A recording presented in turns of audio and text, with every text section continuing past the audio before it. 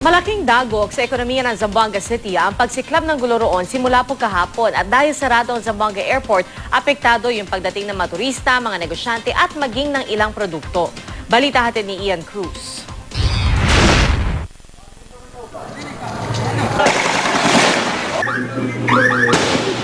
Kasunod ng gulo sa Zamboanga City dahil sa pagkubkob ng isang paksyon ng MNLF sa ilang lugar doon, mabilis nagplano ang aming news team na lumipad patungo roon.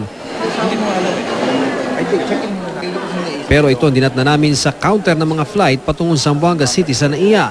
Kansilado ang flights patungong Zamboanga dahil sa gulo.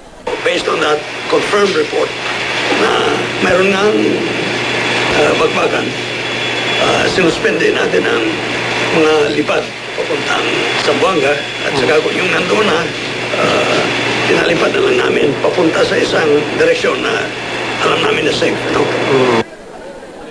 Marami sa akin nakausap na pasahero, dismayado man, tanggap daw ang abiso. Okay lang, basta nandito lang kami. Kung okay ng situation doon sa Zamboanga, siguro pwede na lumipad doon ang kwan. Ang flight namin. Yan din daw ang gagawin ni Oscar Montorio na dumating sa NAIA mula sa San Francisco, USA. Pero di tulad ng iba na makakaalis pa, siya dito na raw mananatili sa NAIA. I'm gonna stay here until 5 o'clock tomorrow morning. Alisan dito. So we're gonna stay. Marami rin akong kasamaan sa media na tulad namin ay hindi nakaalis para sana mag-cover roon. No choice tayo eh. Kaysa naman magpwersa tayo ng pumunta sa ibang lugar na hindi naman sigurado. Kansilado rin lahat ng flights palabas ng Zamboanga Airport. Nabantay sarado ng mga naka-full battle gear na pulis at sundalo.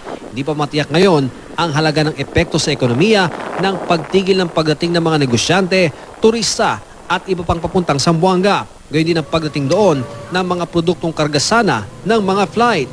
Bukod pa yan sa epekto sa mga mismong negosyo sa lungsod dahil sa gulo. Ian Cruz, GMA